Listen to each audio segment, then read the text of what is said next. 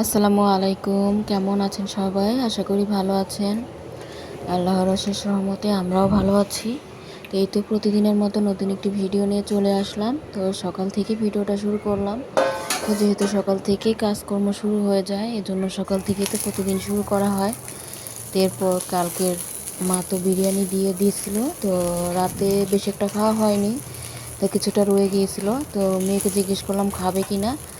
তো বলল দাও, এজন্য গরম করে দিচ্ছি।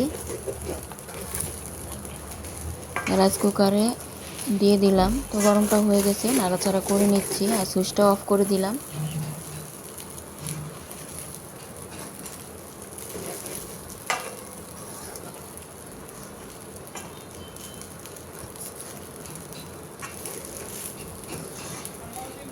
তো আজ তো মেয়েদের স্কুল বন্ধ, শনিবার কোচিং ছিল, তো কোচিংয়ে গিয়েছে।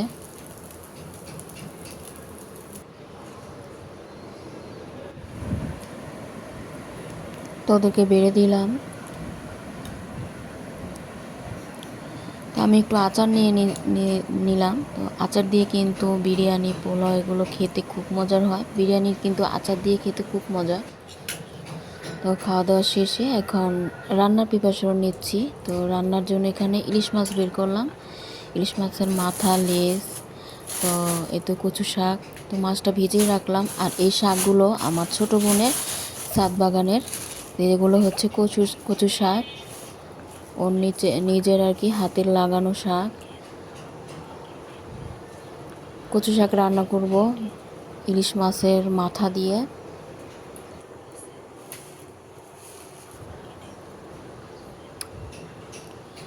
তো ছোট ছোট আর কি চিকন চিকন শাকগুলা। তো শাকগুলো আমার মা কেটে কুটে দিয়েছে।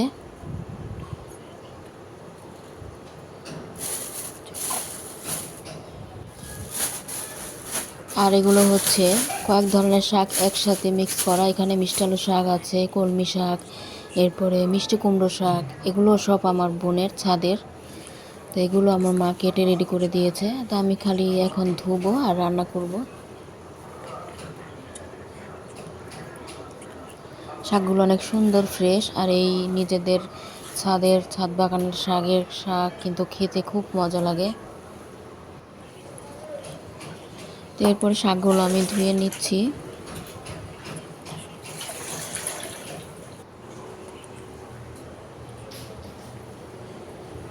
তো দুই ধরনের শাকই ধুয়ে নিলাম। তো প্রথমে কচু শাকটা আমি একটু ভাপ দিয়ে পানিটা ফেলে দিব। তো রাইস কুকারে দিয়ে দিলাম। এই তো তো পানি প্রথমে দেইনি। তো কচু শাকে তো অনেকটাই পানি উঠে। তো এরপর দেখি না কোনো পানিই উঠে নাই। এজন্য সিদ্ধ হওয়ার জন্য অল্প একটু পানি দিয়েছি।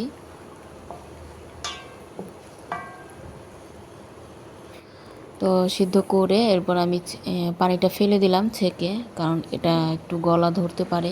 আর এদিকে আদা রসুনের বাটা ছিল না, তো আদা রসুন ছিলে কেটে নিচ্ছি।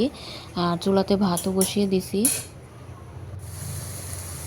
এখন কচু শাকটা বসাবো রাইস কুকারে। প্রথমে একটা মাথা দিয়ে দিলাম, আর পেঁয়াজ দিয়ে আদা রসুনের বাটা দিলাম। এখন মরিচের গুঁড়ো, হলুদের গুঁড়ো, ধনিয়া সব কিছু দিয়ে মশলাটা কষিয়ে নিব।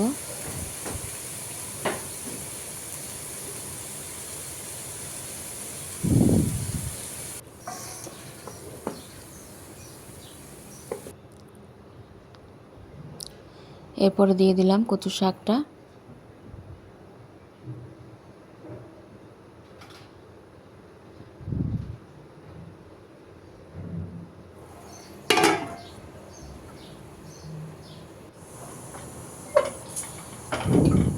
আর এদিকে ডালও বসিয়ে দিছি। তো ডালটা আমার হয়ে গেছে। এখন শাকটা বসাবো চুলাতে। তো শাকের জন্য এখানে পেঁয়াজ দিয়ে দিলাম। শাকটাও মাথা দিয়ে রান্না করব। তো পেঁয়াজটা ভেজে নিয়ে এরপর মাথা দিয়ে দিছি আর মশলা দিয়ে একটা লেজও দিয়ে দিলাম। এখন এটাও ভালোভাবে কষিয়ে নিব। তো মাথা আর লেজ দেওয়ার পর মশলাটা ভালোভাবে কষিয়ে নিয়ে এখন এই শাকগুলো দিয়ে দিচ্ছি। শাকগুলো অনেক ফ্রেশ, খেতেও খুব মজা লাগবে।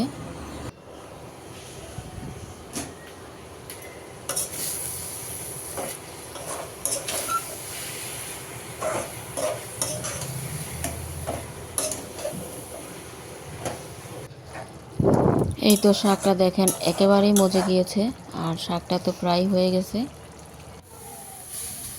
এখন ইলিশ মাছের তরকারিটা বসাবো। তো আমি পেঁয়াজ আর কাঁচামরিচ দিয়ে এখন তেল দিয়ে দিচ্ছি। তো আমি তো পেঁয়াজ আর তেল দিয়ে বসিয়ে রেখে ঘরের কাজ করতে গিয়েছিলাম। এদিক দিয়ে আমার মেয়ে তরকারিটা রান্না করে নিল। তো আমি বলে দিছি অল্প অল্প করে দিও মশলা। মশলা খুব সুন্দর করে রান্না করেছে আমার ছোটো মেয়ে। আমি বলছি যে হলুদের গুঁড়ো, মরিচের গুঁড়ো একটু অল্প অল্প করে দিবে, যেহেতু ইলিশ মাছ অল্প মশলা দিলেই হয়।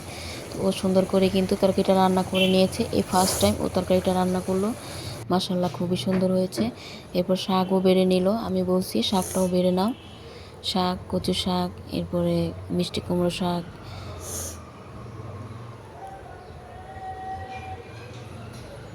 তো ওই সুন্দর করে বাটিতে বেড়ে নিছে, এখন খেতেও বসে পড়েছে।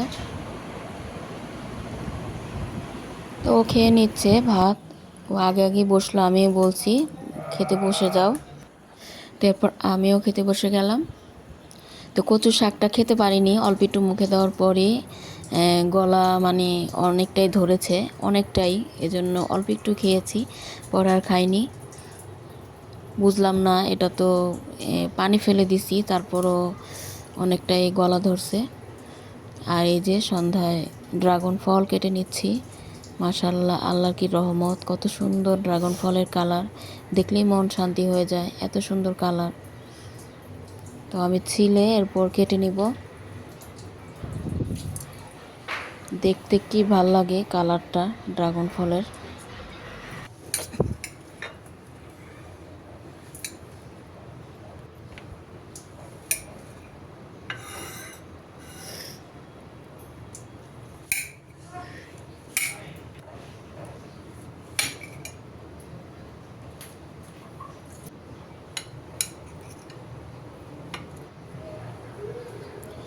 তারপরে তো পেয়ারা কেটে নিলাম, আর ড্রাগনগুলো ছোট ছোট করে কিউব করে কাটলাম।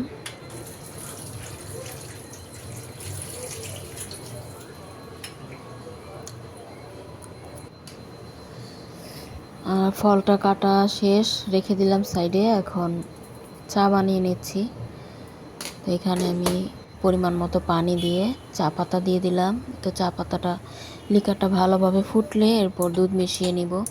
এখানে আমি দুধ আর চিনি দিয়ে দুই মেয়েকে দিব। আর আমি আমার চায়ে একটু গুড়, আখের গুড় দিব।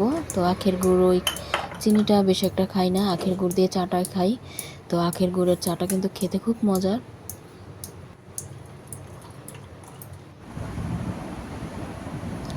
এরপরে চাটা দিয়ে দিলাম, আর সাথে দিলাম টোস্ট বিস্কিট। আর মেয়ে পড়তে বসছে, তো আমি বললাম আগে নাস্তা করে নাও, এরপরে পড়ো। তো এই জন্য বইটা সাইডে রাখলো।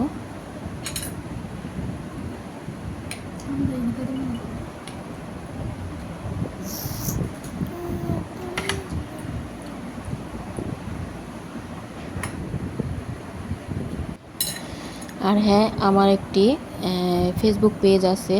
তো যার কথা সব সময় মানে মনে করি যে বলবো, আর মনেই থাকে না। তো সবসময় মনে করি যে আপনাদের বলবো, আর কখনোই বলি বলে করে আর বলা হয় না। তা আজ বলছি। তো আমার ফেসবুক পেজের নামও হচ্ছে সুমিস লাইফস্টাইল। তো চাইলে ঘুরে দেখে আসতে পারেন, ভালো লাগলে ফলো দিয়ে আমার পাশে থাকতে পারেন। তো আমার ফেসবুক পেজের আলহামদুলিল্লাহ 13,000 ফলোয়ার, 13,000 পরিবার। তো আমি ওটাতে ছোট ছোট রিলস আকারে ভিডিও ছাড়ি। তো চাইলে ঘুরে আসবেন। আর আজকের মতো ভিডিওটি এই পর্যন্তই ছিল। সবাই ভালো থাকবেন, সুস্থ থাকবেন। আবার নতুন কোনো ভিডিও নিয়ে চলে আসব। আল্লাহ হাফেজ, আসসালামু আলাইকুম।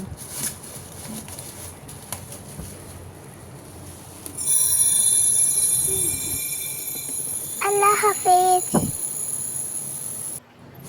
আল্লাহ হাফেজ। কোথা হাফেজ।